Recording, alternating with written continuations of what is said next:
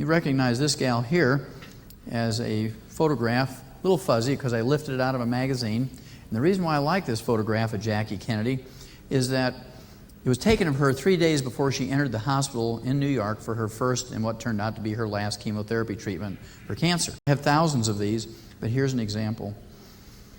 Dr. Michael A. Potler, 30 years old, just about 3 years out of his residency. We knew he was the kind of doctor who's going to be in trouble because he's wearing Birkenstocks, right? It's one of those things that's gotten worse over the years, and there's a variety of reasons for this, but certainly chemotherapy and radiation has not solved the problem. But at any rate, this little headline here, given radiation as a baby, I want to know what that had to do with her obituary. So I read her obituary and it said when she was 6 months of age, her pediatrician shrank her thymus gland with radiation from an x-ray machine because he didn't know what else to do. Billy King went into the University Community Hospital in Tampa, Florida to get his right leg amputated. He had uncontrolled diabetes, he had gangrene in that leg, the bones were sticking out of his toes, and his skin was slipping off, and his flesh smelled like rotten meat in a garbage can on a hot July night, and the surgeons promptly cut off his normal left leg.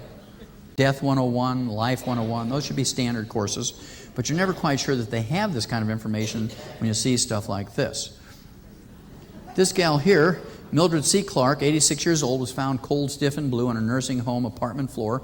And the house doctor came in and couldn't find a pulse and respiration. He said, well, she's dead. She's 86 years old. Let's not go to any heroic efforts here and run the bills up for the family and make her miserable in the last few moments of her life.